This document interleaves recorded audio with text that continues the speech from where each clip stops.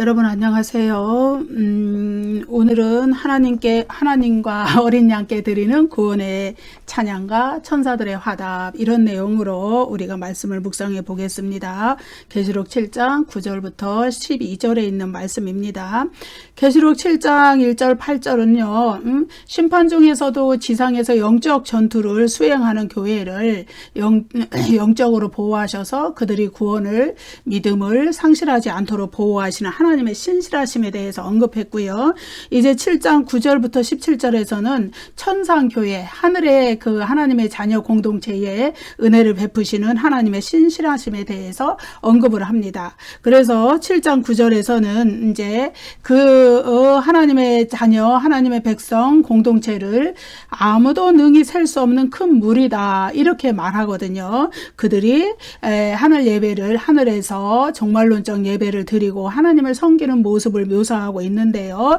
이러한 모습은요, 지상의 영적 전투에서 승리한 그 지상의 교회가 이제 천상의 영광스러운 교회 공동체로 이제 될 것을 미리 내다보는 그런 미래 종말의 완성에 대한 환상입니다. 그래서 이러한 것을 예기적 환상이다, 미리 내다보는 환상이다. 그래서 이 땅에서 지금 비록 아직 이 땅에 있어서 영적인 전쟁을 수행하면서 사탄과의 그 치열한 전투를 수행해 나가고 있지만은, 그러나 결국은 하나님의 그 백성 공동체, 새 예루살렘 성의 공동체가 될 하나님의 자녀들, 그들에 대해서 7장 1절 8절에서는 지상의 측면에서, 지상의 관점에서, 그리고 7장 9절부터 17절에서는 천상의 관점에서 이렇게 묘사를 해주고 있는 것을 우리가 보게 됩니다. 7장 9절 말씀 읽겠습니다. 이일 후에 내가 보니 각 나라와 족속과 백성과 방언에서 아무도 능히 셀 수 없는 큰 무리가 나와 흰 옷을 입고 손에 종려 가지를 들고 보좌 앞과 어린 양 앞에 서서, 여기 이일 후에 내가 보니, 이것은 이제 새로운 환상 장면이 등장할 때마다 사도 요한이 사용하는 표현이죠. 여기 근데 이제 번역되지 않은 헬라어 문장이 있어요. 헬라어 문장에 카이이두라는 문장이 나오는데, 이것을 번역하면은 그리고 보라, 이런 문장이에요. 이것은 이제 개역개정에서는 번역이 안 됐지만은 헬라어 원문에는 있는데, 그것은 뭐냐 하면은 지금까지 7장 1절부터 8절까지 해서 지상에서 영적 전쟁을 수행하는 14만 4천 하나님의 자녀 공동체, 교회 공동체에 대해서 묘사를 했는데, 이제는 이제 카메라 앵글이 어디로 천상으로, 하늘로 옮겨간 거예요. 그래가지고 이제 하늘의 장면에서 본 하늘에 있는 하나님의 백성 공동체, 그들에 대해서 이제 묘사를 하기 시작한다는 것을 카이위두, 그리고 보라, 이런 헬라어로 이제 표현을 해준 것이죠. 그래서 땅에서 인침을 받은 14만 4천 하나님의 백성 공동체, 그들은 이제 지상의 영적 전쟁에서 승리하고, 그리고 하늘의 하나님의 백성 공동체를 구성하게 된다. 그런 의미로 나타내고 있습니다. 그래서 아무도 능히 셀 수 없는 큰 무리다. 7장 9절의 이 말씀은요, 앞에서 나온 14만 4천과 계시록 7장 4절에 나오는 14만 4천과 동일한 무리입니다. 14만 4천은 어떤 특정한 그룹, 또 그룹을 의미하는 것이 아니에요. 예컨대 유대인 그룹이거나 아니면은 그 환란, 그 예수 그리스도의 재림 직전에 대환란 때 구원받은 그 특정한 그 숫자의 그룹을 가리키는 말이 전혀 아니고요. 모든 그리스도인들을 가리키는 그런 보편적인 용어다. 상징적인 의미의 비유적인 언어다. 그런 말씀을 드렸습니다. 왜 14만 4천이냐 하면은 하나님의 완전한 구원의 숫자를 나타내는 수다. 완전수인 12, 또 완전수인 12, 구약에서 구원받은 백성들 12 곱하기 신약에서 구원받은 백성들 12는 144, 거기다가 무한한 숫자를 나타내는 1000이라는 숫자를 곱해서 14만 4천이라는 숫자가 나왔다 그랬어요. 그래서 이 14만 4천은 구약의 이스라엘 백성을 의미하는 것이 아니고, 예수 그리스도 재림 직전에 환란에서 구원받은 그들을 의미하는 것이 아니고, 모든 세대에 걸쳐서 구원받은 구약의 백성들, 신약의 백성들, 구원받은 모든 사람들을 총칭하는 그러한 숫자이다, 언어이다, 이렇게 말씀드렸는데, 그 똑같은 그 표현이 아무도 능히 셀 수 없는 큰 물이다, 이런 표현에서 나오게 되는 것이죠. 아무도 능히 셀 수 없는 큰 물이라는 거는, 예, 우리 인간의 관점에서 그러한 것이에요. 예, 그렇지만은 하나님은 자기 백성의 그 수를 아시기 때문에 하나님은 능히 세실 수 있죠. 그렇지만은 인간의 관점에서 보기에는, 예컨대 사도 요한이 살던 1세기에 구원받은 사람, 2세기에 구원받은 10세기, 11세기, 20세기 막 구원받은 사람, 예수님 재림 직전에 구원받은 사람, 모든 구원받은 그리스도인들이 거기에 다 들어가 있는데 그들을 어떻게 우리가 다 셀 수 있겠어요? 사도 요한의 환상 속에서는 그것은 아무도 능히 셀 수 없는 큰 무리이고, 사도 요한은 이미 새하늘과 새 땅에 영원한 천국에 거하는 그들을 구원받은 하나님의 자녀들을 보고 있기 때문에 능히 셀 수 없는, 아무도 능히 셀 수 없는 큰 물이다, 이렇게 표현을 해놨습니다. 이들이 모든 특정한 그룹을 의미하지 않고 14만 4천이나 아무도 능히 셀 수 없는 큰 무리가 모든 그리스도인들을 의미한다는 것을 이제 이스라엘의 영적 지파라는 데서 영적 이스라엘이라는 데서 살펴볼 수 있고요. 예컨대 이제 계시록 9장 4절에 보면은 다섯째 나팔 심판에서 황충의 재앙이라는 게 나오는데, 거기에서 이런 명령이 나오죠. 오직 이마에 하나님의 인침을 받지 아니한 사람들만 해하라. 여기 이제 정갈의 권세를 받은 황충들이 심판의 도구로 사용이 되는데, 그들에게 하나님이 무슨 명령을 하셨느냐? 오직 이마에 하나님의 인침을 받지 아니한 사람들, 그러니까 구원받지 않은 사람들만 그 심판의 도구로 작동이 된다는 얘기예요. 황충의 정갈의 권세를 받은 황충의 재앙이 그런 의미로 사용이 되는 것이죠. 그래서 12지파의 각 지파에서 인침을 받은 1만 2천씩 합해서 14만 4천, 그들은 하나님의 지상에서 영적으로 전쟁 중인 하나님의 교회의 공동체를 의미하고, 그들은 혈통적 이스라엘이 아니고 민족적 이스라엘이 아니고 영적 이스라엘을 가리키는데, 그들은 계시록 7장 9절에 나오는 천상의 교회의 관점에서 보면은 아무도 능히 셀 수 없는 큰 무리에 해당되는 자들이다. 그들이 영적 이스라엘이라는 것을 이제 신약 성경의 다른 본문들에서도 우리가 알 수 있죠. 그 한 두세 군데 구절을 읽어볼게요. 갈라디아서 3장 6절 7절, 아브라함이 하나님을 믿음에 그것을 그에게 의로 정하셨다 함과 같으니라. 그런즉 믿음으로 말미암은 자들은 아브라함의 자손인 줄 알지어다. 이미 신약 시대에 와서 아브라함의 후손은 육적인, 혈통적인, 민족적인 이스라엘을 가리키는 것이 아니라 영적인 이스라엘, 믿음으로 말미암은 자들, 예수 그리스도를 믿음으로 구원받은 자들이 아브라함의 자손이다, 이렇게 말씀을 하고 있는 것이죠. 갈라디아 4장 29절, 너희가 그리스도의 것이면 곧 아브라함의 자손이요 약속대로 유업을 이을 자니라.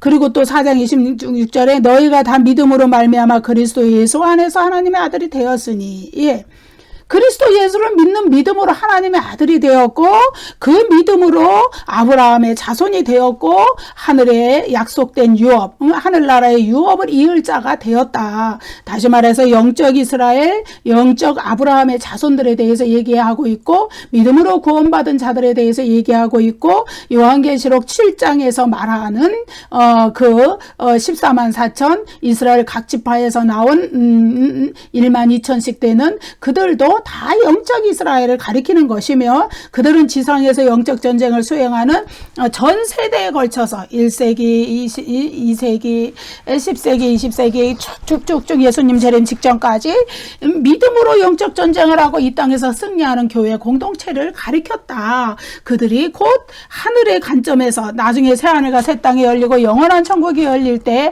그때를 미리 사도 요한은 내다봤는데, 그래서 예기적 환상이죠. 그들이 바로 아무도 능히 셀 수 없는 큰 무리였다, 이렇게 말씀할 수 있습니다.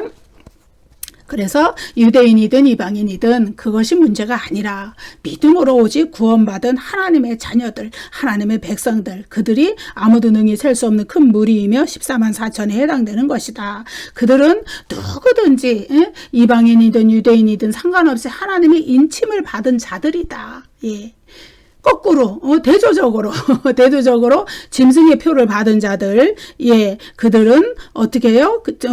우상 숭배하는 자들이고 모든 불신자들은 짐승의 표를 받는 것이죠. 그래서 계시록 14장 11절 짐승과 그의 우상에게 경배하고 그의 이름표를 받는 자는 누구든지 밤낮 쉼을 얻지 못하리라. 영원한 불못의 고난에 처해질 것을 이야기하고 있죠. 그래서 대조적인 두 그룹이 나타나는 거예요. 한 그룹에는 예수 그리스도를 믿고 구원받은, 믿음으로 구원받은 영적 이스라엘인 하나님의 자녀들, 그들이 새하늘과 새 땅 영원한 천국에서 하나님 앞에 예배를 드리는 장면이 나타났는데 그것은 아무도 능히 셀 수 없는 큰 물이었다. 이 그룹 하나. 또 하나는 불신자, 짐승의 표를 받은 자들, 짐승의 이름표를 받은 자들, 그들이 결국은 불못의 지옥의 형벌에 떨어진다. 예, 이 대조적인 그룹이 요한계시록에는 나타나는 거예요. 예, 그래서 이 두 그룹 중에 한 그룹에 모든 사람은 다 속해 있다는 거예요. 예, 예수를 믿는 자는, 예수 그리스도를 믿는 자는 하나님의 인침을 받은 자들이에요. 모두 다. 이 하나님의 인침은 특정한 그 순교자들이라든지 특정한 그 예수 그리스도 재림 직전의 세대들이라든지 이런 사람들이 많이 받는 게 아니고 모든 역사 속에서 모든 세대를 살아나갔던 믿음으로 승리한 그리스도인들은 다 인침을 받는다. 하나님의 인침. 대조적으로, 예, 그 외에 하나님을 믿지 않고 불신자들, 하나님을 거역하고 대적하고 믿지 않는 자들, 이들은 다 무신론자도 저는 여기에 포함된다고 봅니다. 예, 왜? 그들은 예수 그리스도를 믿지 않았기 때문에.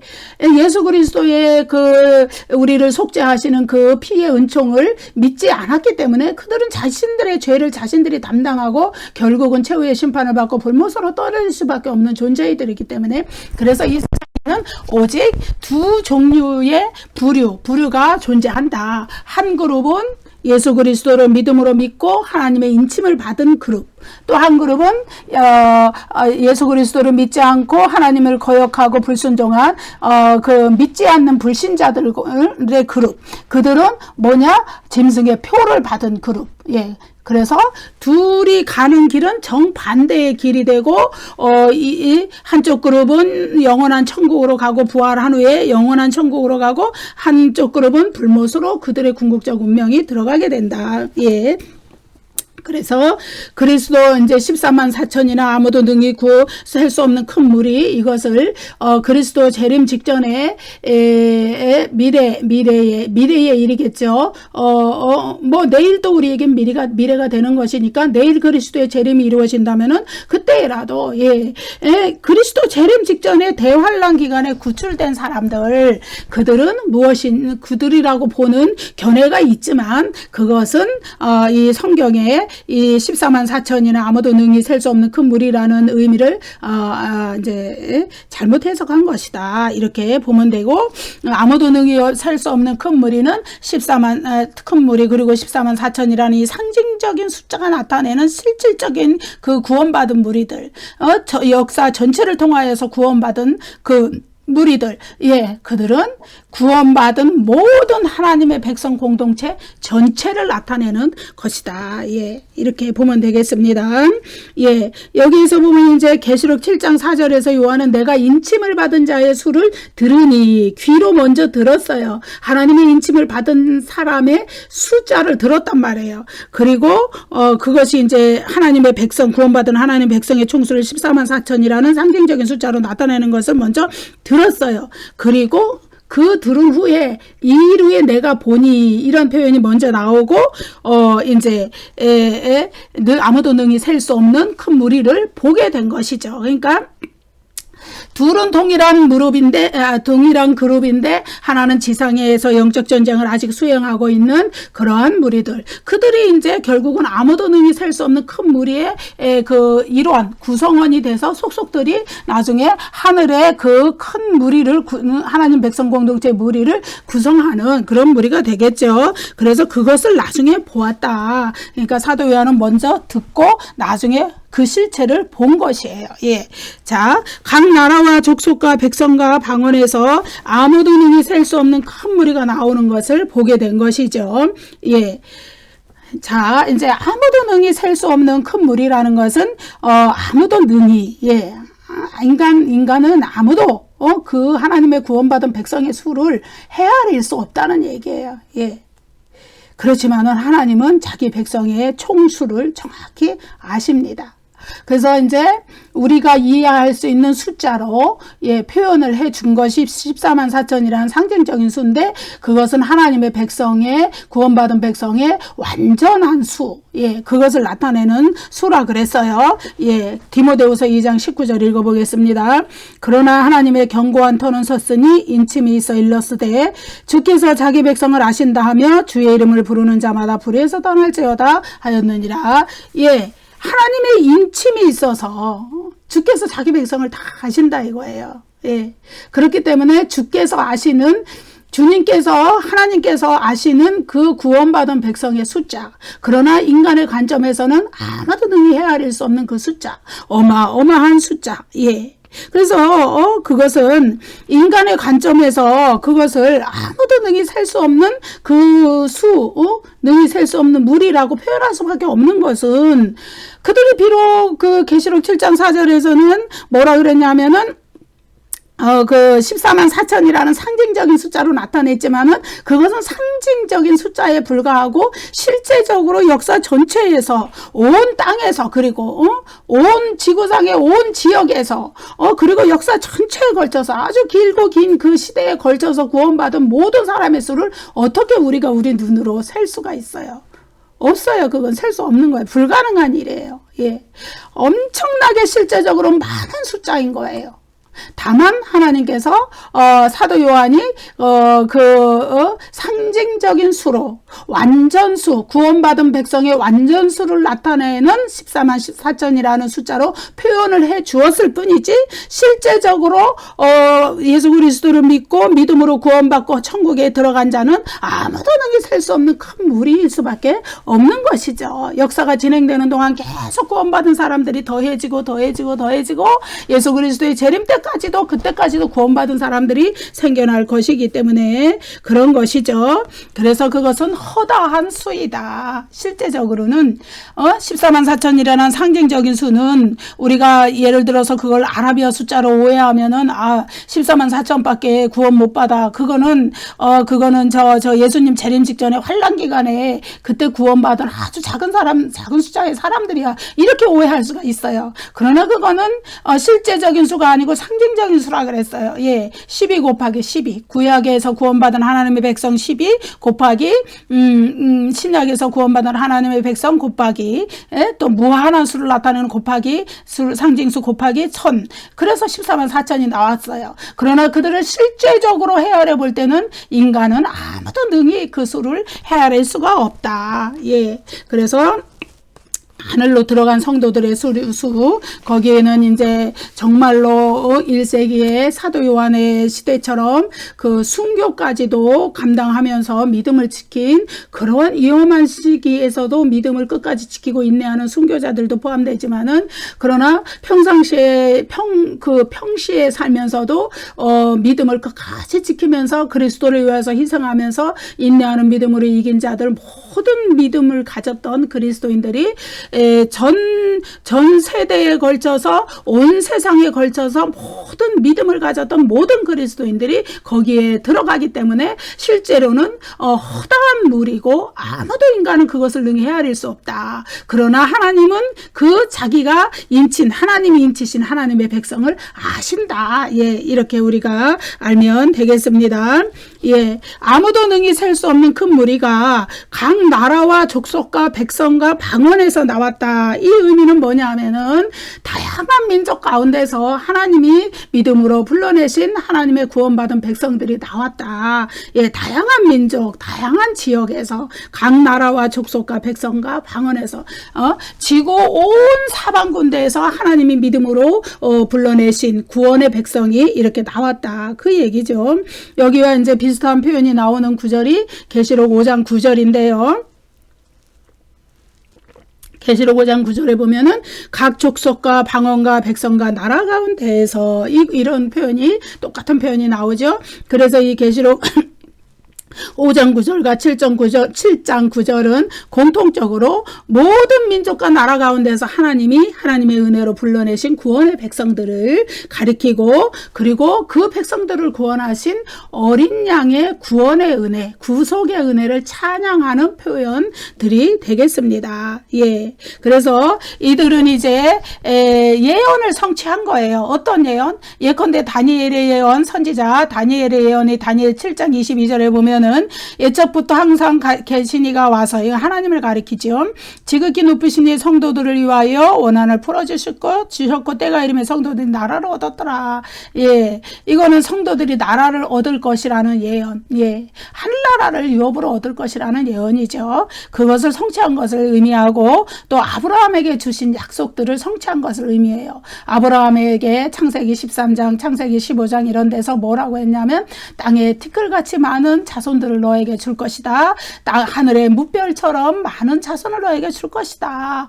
예, 이렇게 약속하셨잖아요. 그런데 그것은 육적인 이스라엘, 민족적인 이스라엘, 혈통적인 이스라엘을 가리키는 것이 아니라 아브라함의 믿음의 자손들, 믿음으로 말미암아 아브라함의 자손이 된 자들, 그들은 곧 영적 이스라엘이라고 할 수 있는데, 그 약속을 하나님께서 이렇게 성취해 주셨고, 그것이 결국은 새하늘과 새 땅에 들어가서 아무도 능히 셀 수 없는 큰 무리, 영원한 천국에서 아무도 능히 셀 수 없는 큰 무리가 되어서 하나님과 어린 양의 보좌 앞에 서서 하나님을 찬양하고 어린 양을 찬양하고 경배하는 그런 무리가 된다. 그들은 지상에서 각 세대의 각 지역에 살면서 영적인 전쟁을 수행하던 무리들이 조금씩 모아져서 결국은 그런 아무도 능히 셀 수 없는 큰 무리로 무리를 형성하게 되는 것이기 때문에 결국은 지상의 영적 전투를 수행하는 교회 공동체, 또 하늘에서 하나님을 찬양하는 예배 공동체, 이것은 결국은 같은 무리일 수밖에 없다. 이렇게 이야기해 줍니다. 지금도 그 지상에서 영적 전쟁을 수행하는 이러한 그 14만 4천에 속한 그 교회 공동체, 그들은 지금도 아무도 능히 셀 수 없는 큰 무리를 이루어가고 구성해가는 과정에 있다. 그래서 아무도 능히 셀 수 없는 큰 무리는 사도 요한이 미래의 종말론적인 현상을, 종말론적으로 영원한 천국에서 이루어질 현상을 미리 내다본 예기적 환상에 해당된다. 이렇게 말씀드릴 수 있습니다. 영적 전투에 승리한 지상 공동체가 하늘에서는 천상교회 공동체의 모습으로 서 있게 될 것을 공간을 초월해서 미리 내다보는 환상으로 사도 요한이 본 것을 이렇게 얘기해 주는 거예요. 여기에서 이제 보좌 앞과 어린 양 앞에 그들이 서 있다 그러죠.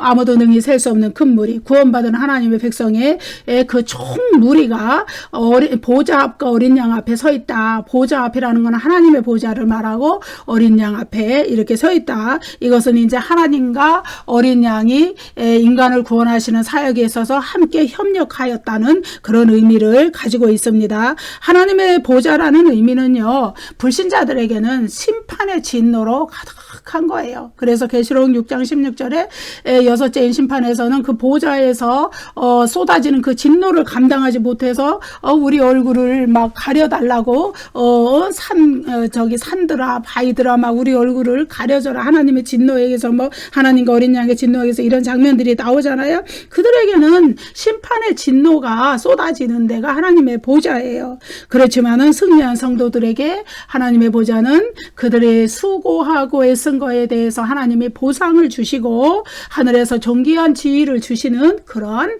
아주 그러한 영광스러운 보좌가 되는 것이죠. 그래서 하나님의 보좌 앞에 있는 내 생물 24장로들, 수많은 천사들처럼 승리한 성도들도 거룩한 하나님의 존전에, 하나님의 보좌 앞에 서게 되는 것을 이 7장 9절에서 이렇게 얘기하고 있습니다. 여기에서 이제 서서, 헬라어 헤스토테스, 이것은요 그 원형 동사가 히스템이라는 원형 동사인데, 그거는 뭐냐 하면은 부활을 나타낼 때 사용한 동사예요. 요한계시록에서. 예, 이것은 뭐냐 하면은 이제 최후의 심판 때, 마지막 심판 때 예수 그리스도의 재림이 이루어지고 전체 인류가 부활했을 때, 예, 그때 그들이 최후의 심판 때 앞에 서지만은 예수 그리스도를 믿는 믿음을 가진 자들은 생명책에 그 이름이 기록되어 있기 때문에 심판을 받지 않아요. 그러니까 최후의 심판으로 그 어떤 벌을 받지 않는다는 얘기예요. 그래서 그들은 부활한 모습으로 이제 영원한 천국에서 새하늘과 새 땅에서, 계시록 7장 15절 17절에서는 영원한 천국에서 하나님과 어린 양의 위로를 누리는 하나님의 백성들에 대해서 얘기해주고 있거든요. 요 다음 구절에. 그런데 그 모습을 나타내 주는 거예요. 부활한 모습으로 그렇게 살게 된다는 것을 나타내줘요. 여기에 그 서서 있다, 부활했다, 이런 의미를 가진 헬라어입니다. 예. 그래서 또 그들은 아무도 능히 셀 수 없는 큰 무리, 하나님 앞에 서서 찬양과 경배를 드리는 그 큰 무리는 흰 옷을 입고 있어요. 근데 요한계시록에서 흰 옷은 천상의 예배, 하늘 예배를 드릴 때 입는 옷으로 나타나죠. 24장로들도 흰 옷을 입고 금관을 쓰고 하나님 보좌 앞에 엎드려 예배와 찬양을 드렸죠. 흰 옷은 또 요한계시록에서 승리자들의 옷이고 이기는 자가 입는 옷이에요. 계시록 3장에서 나왔죠. 이기는 자는 흰 옷을 입고 나와 함께 다니리니, 이렇게 나왔죠. 또 흰 옷은 또 하나님의 제단 아래서 순교자들의 영혼이 우리 피를 갚아주시기를 언제 하시려 합니까? 이렇게 탄원하던 다섯째 인심판에서 나왔죠. 그들이 입은 옷이었고, 또 어린 양의 피와 하나님의 말씀 증언, 이것으로서 사탄의 권세를 이긴 순교자들의 옷이다. 이것은 계시록 12장 11절에 나왔죠. 그 다음에 그리스도의 피로 정결함을 입은 자들이 입는 옷이다. 계시록 7장 14절에 나오죠. 그래서 구원받은 무리들이 입는 옷이 바로 이 흰 옷이라는 것이죠. 흰 옷은 구원받은 자들이 하나님의 새로운 그 세상, 새하늘과 새 땅, 새롭게 열리는 새 창조의 세상에서 누릴 영광스러운 미래와 연관되어 있는 그런 옷이다. 우리가 이렇게 알면 되겠습니다. 그들은 또 하나님 보좌 앞에서 아무도 능히 셀 수 없는 큰 무리, 찬양과 경배를 드리는 그 큰 무리는 손에 종려가지를 들고 있어요. 종려가지는 초막절, 또 수전절, 또 예루살렘으로의 예수님의 승리의 입성, 예, 이것을 상징하는 그 나뭇가지입니다. 종려가지. 그래서 이것은 무엇을 의미하느냐? 아무도 능히 셀 수 없는 큰 무리가 환난에 넘어지지 않고 사탄의 미혹에 넘어가지 않고 끝까지 믿음을 지켜서 승리한 거, 예, 그것을 의미해요. 예. 수전절이라는 것은 예루살렘 성전을 그 이방인들에게 빼앗겼던 것을 다시 회복한 절기가 수전절이고, 초막절은 이제 광야에서 그 광야에서의 삶을 하나님께 감사하며 그 추수 때 지켰던 절기가 되는 것이죠. 그래서 승리한 성도들은 흰 옷을 입고 하늘에서 종말론적인 초막절을 지킨다. 예, 그리고 구원의 찬양을 하나님께 어린 양께 드린다. 이렇게 말씀하고 있습니다. 7장 10절 읽어볼게요. 큰 소리로 외쳐 이르되 구원하심이 보좌에 앉으신 우리 하나님과 어린 양에게 있도다. 큰 소리로 외쳐. 이거는 이제 이 헬라어는 현재 시대로 되어 있어요. 이것은 뭐냐 하면은 현재 시대는, 헬라어에서 현재 시대는 언제든지 지속성을 의미해요. 끊이지 않고 계속 외친다는 얘기예요. 구원하심이 보좌에 앉으신, 구원하심이 보좌에 앉으신, 예, 우리 하나님과 어린 양에게 있도다. 이렇게 끊임없이 외친다. 이 소리예요. 예, 현재 시제가 가진 의미가 그런 겁니다. 예, 그래서 구원하심이 보좌에 앉으신 우리 하나님과 어린 양에게 있도다. 구원하심. 예, 이 구원하심은요, 그냥 그 아무런 영적 전쟁도 없고 그냥 평안한 가운데 하나님이 구원하신 거에 대한 감사라기보다는 영적 전쟁과 고난과 환난과 무지무지한 그 순교와 어려운 가운데서 끝내는 그 환난을 이기고 영혼이 보호받고 하나님의 인침을 받아서 믿음으로 승리한 자들이 하나님께 드리는 그런 영적 전쟁에서의 승리의 이미지가 강조되어 있는 그러한 단어, 여기서 구원하심의 의미는 그러한 의미가 깊게 나타나는 것입니다. 자, 하나님과 어린 양께 나란히 이 영광송이 돌려지죠. 그것은 이제 하나님과 어린 양은 동등하게, 존재론적으로 동등하신 삼위일체 하나님이시고, 그리고 그리고 교회의 영원한 경배의 대상이라는 것을 나타내는 것이죠. 예. 예.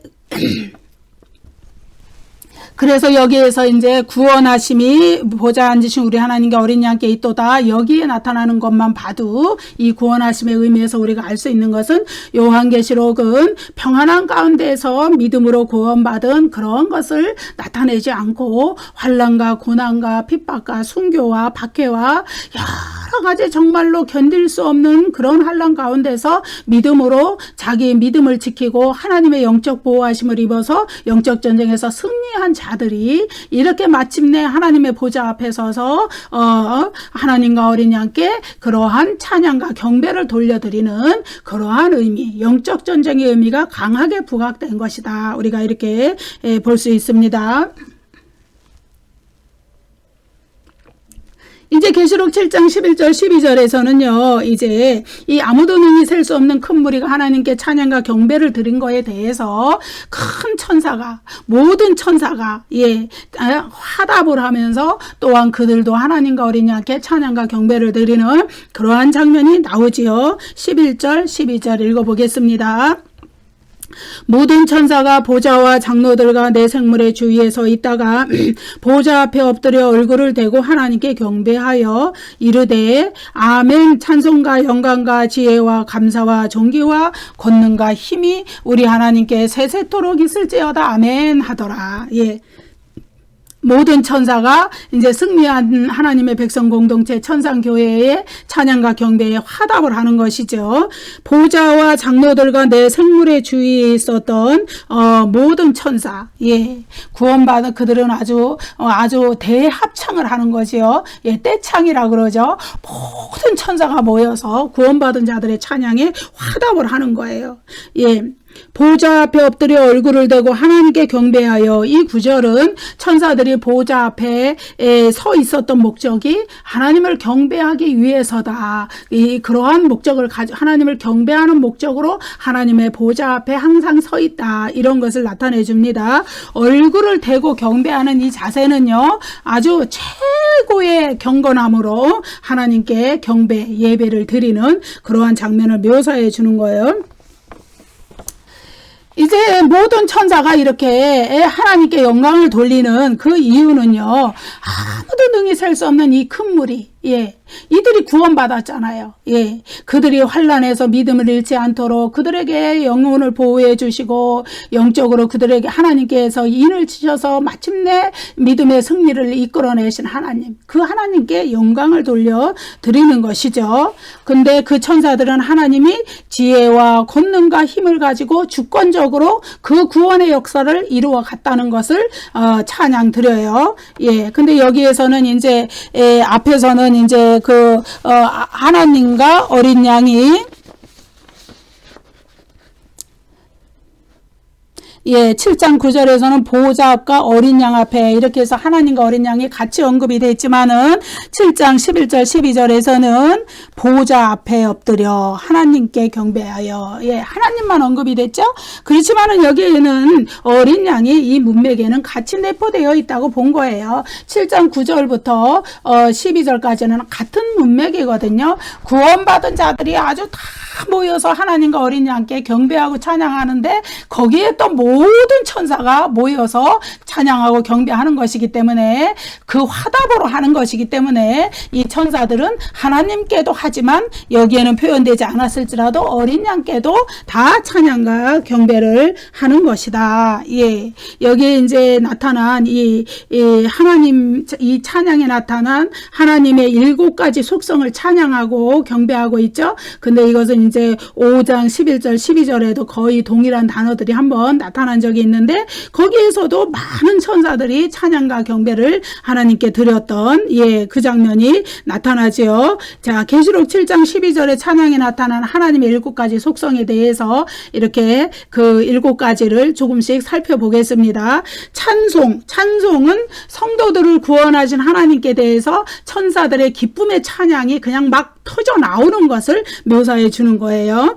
그 다음에 영광은 이제 하나님이 하나님이 자신의 백성들에 대한 구원의 계획을 다 계획하시고 실현하신 것을 마침내 다 이루어내신 것을 원수들에 대한 또 최종적인 승리를 이루신 하나님의 위엄 이런 것들에 대해서 영광을 돌려드리는 겁니다. 그런데 이 영광이라는 것은 하나님의 영광이라는 것은요 사도 요한의 사상의 아주 핵심적인 사상이라고 할 수 있습니다. 사도 요한이 쓴 작품이 성경이 요한계시록도 있지만은 요한 1, 2, 3서도 있고 요한복음도 있죠. 거기에 전반적으로 나타나는 중심적인 사상이 하나님의 영광이에요.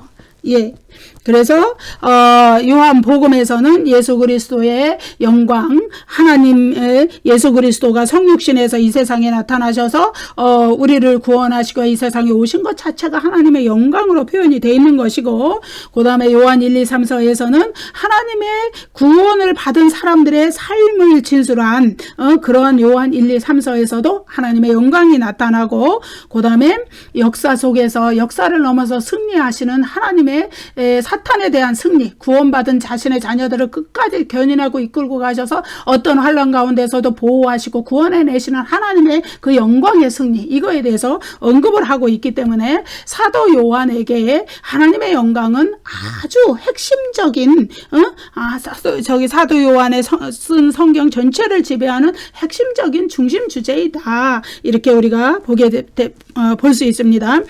지혜, 여기서 지혜는 하나님의 창조와 구원의 지혜입니다.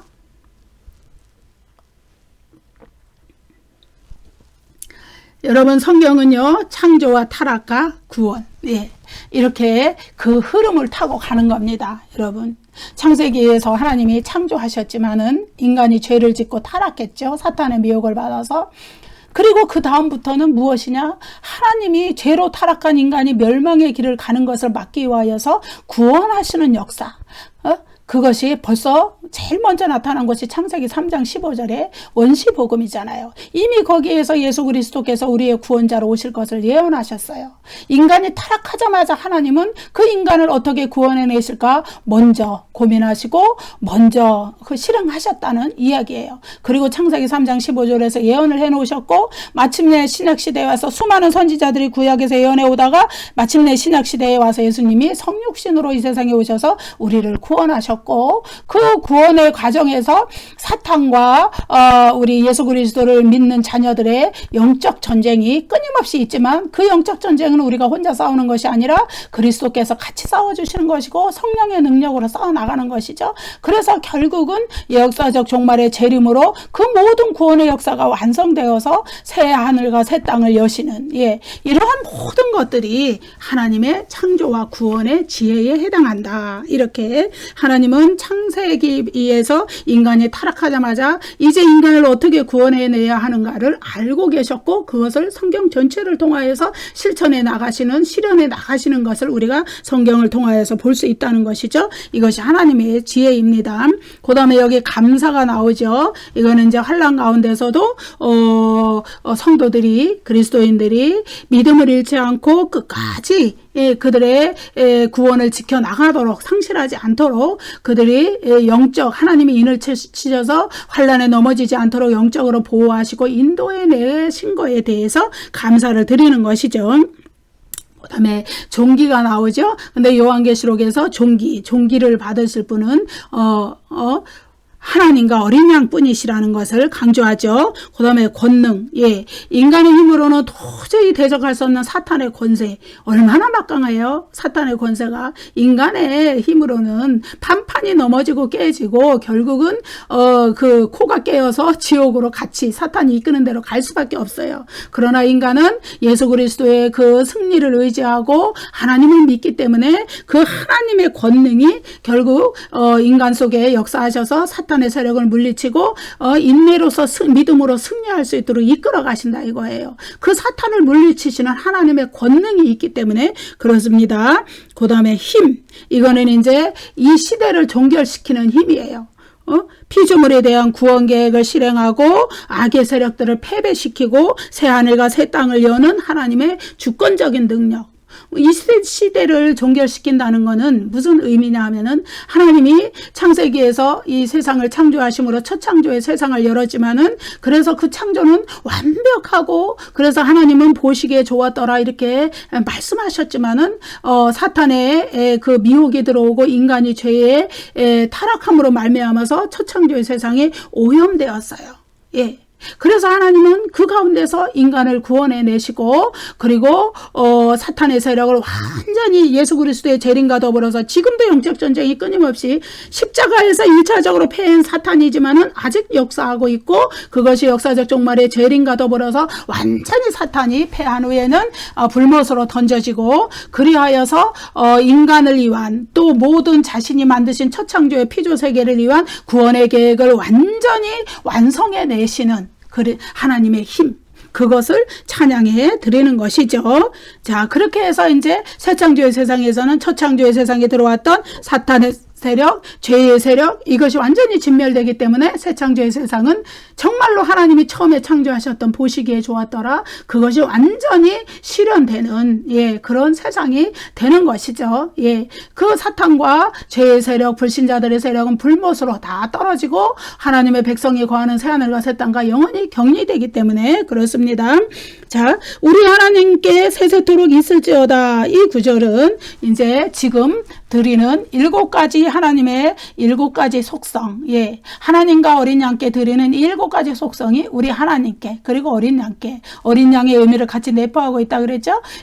영원토록 돌려줘야 한다는 것을 이렇게 천사들이 화답한다는 것을 나타내주고 있습니다. 그래서 아무도 능히 셀 수 없는 큰 구원받은 큰 무리가 이제 하늘 보좌 앞에서 하나님과 어린 양에게 그 구원의 노래를 찬양하고 그것에 대한 이 모든 천사들의 화답이 11절 12절에 나타나는 것을 우리가 살펴보았습니다. 여러분 감사합니다. 다음 시간에 또 뵙겠습니다.